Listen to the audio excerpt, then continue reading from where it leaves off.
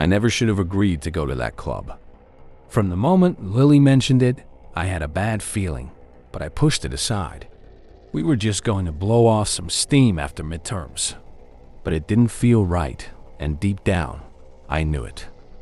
"Ivy, relax. It's just a club." Lily laughed, nudging me as we stood in line. The place was hidden in some sketchy alleyway, the kind of place you didn't find unless you knew where to look.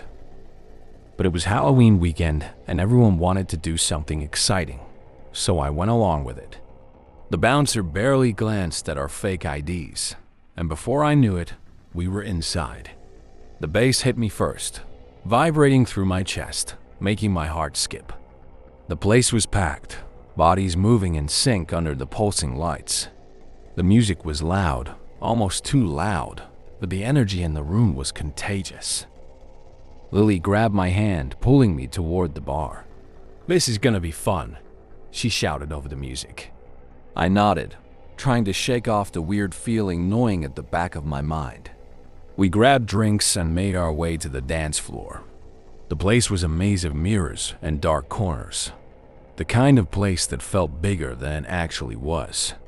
Everywhere I looked, I saw distorted reflections of myself, twisting and stretching in ways that didn't feel right. Something was off, but I couldn't put my finger on it. Maybe it was the guy in the corner, the one who hadn't stopped staring at us since we walked in. His eyes followed us, dark and cold, but his face remained expressionless. I nudged Lily, pointing him out, but she just shrugged. "Forget about him. Let's dance." I tried to relax, to get lost in the music like everyone else, but I couldn't shake the feeling of being watched. Every time I glanced around, the guy was still there, watching. The night blurred together. Shots, dancing, more shots. At some point, the music changed. It wasn't the upbeat club music anymore. It was slower, heavier, like a heartbeat pulsing through the room. People started moving differently, almost in sync, their movements slower, more deliberate. I turned to Lily, but her eyes were glazed over, a strange smile on her face. "Lily?" I grabbed her arm, trying to pull her back, but she didn't even react. That's when I noticed the mirrors. The reflections weren't right. They weren't just distorted. They were moving on their own.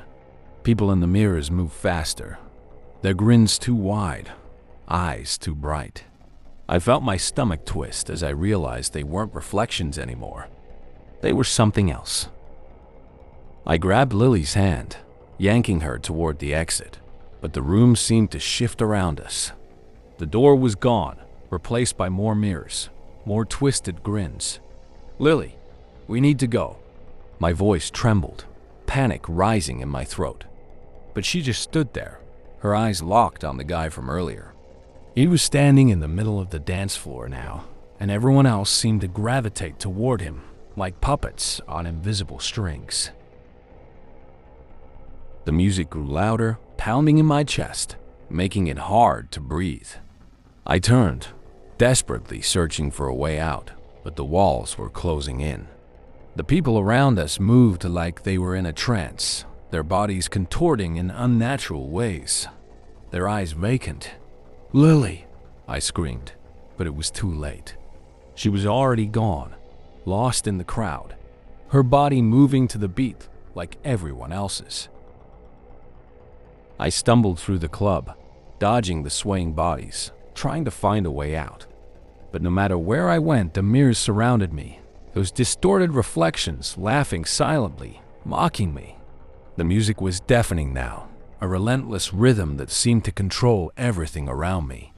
My head spun, my vision blurring as I reached out, desperate to find something real, something to ground me. That's when I saw her, Lily, dancing in the center of the room. But it wasn't her. Not anymore. Her movements were too sharp, too mechanical, and her eyes were completely black. "Lily!" I shouted, but she didn't respond. She just kept moving, her body jerking unnaturally to the beat. I couldn't take it anymore. I turned and ran, pushing through the crowd, my heart pounding in my chest. I didn't know where I was going, but I had to get out. The music followed me, echoing in my ears, a constant reminder that I wasn't alone. Finally, I found the exit, shoving the door open and stumbling into the cold night air. I collapsed against the wall, gasping for breath, my entire body shaking. Lily never came out. The next morning, the silence was crushing. My head throbbed, and for a moment, I couldn't remember where I was. The sticky floor beneath me, the stale stench of sweat and spilled drinks. It all came rushing back in waves, pulling me under. Lily? My voice was hoarse, barely a whisper. There was no response, just the hollow echo of my own voice bouncing back at me. I turned to Lily, but her eyes were glazed over, a strange smile on her face. Lily? I grabbed her arm, trying to pull her back, but she didn't even react. That's when I noticed the mirrors. The reflections weren't right. They weren't just distorted. They were moving on their own. People in the mirrors moved faster, their grins too wide, eyes too bright. I felt my stomach twist as I realized they weren't reflections anymore. They were something else. I stumbled out into the alley, my heart racing. The world outside was still moving, oblivious to the nightmare I had just escaped. But I knew something was wrong. I couldn't shake the feeling that I hadn't really left. That part of me was still in that club. The next few days were a blur of fear and guilt. I didn't go to the police. What could I even tell them? That I went to an underground club, and now my best friend was missing? No one would believe me. But when Lily's parents started calling, panic gnawed at my insides. I couldn't ignore it any longer. I didn't know how to tell them the truth. I don't know where she is. The guilt weighed on me like an anchor, suffocating.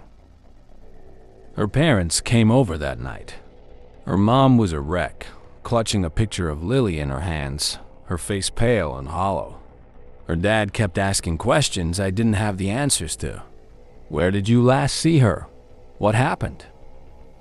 I lied. I couldn't tell them the truth. I told them we went to a club, but I left out the parts about the strange guy, the mirrors, and the way the people inside moved like they weren't real.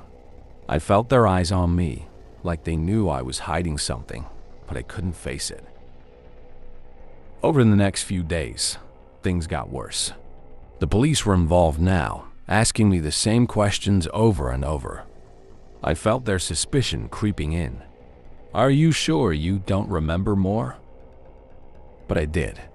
I remembered everything, and it haunted me. Every night, I heard the music. At first, I thought it was just trauma. But then I started hearing other things. Footsteps in my apartment, whispers just out of reach, like someone was watching me.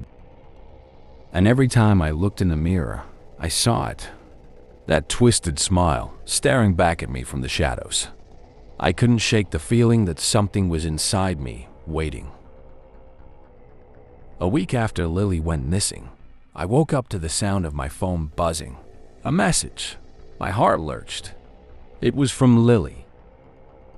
Come back to the club. My blood turned cold. This couldn't be real. She was gone, but the messages didn't stop. They kept coming, flooding my phone until it was glowing in the dark with hundreds of messages, all saying the same thing. Come back to the club. And then I felt it. In the reflection of the window, I saw her, Lily, standing in the shadows, her eyes glowing too bright, her mouth stretched into that horrible, unnatural smile. Come back to the club, she whispered, her voice distorted, wrong. And then she was gone. The next morning, Jess was missing. One by one, we were all disappearing. The club wasn't done with us yet.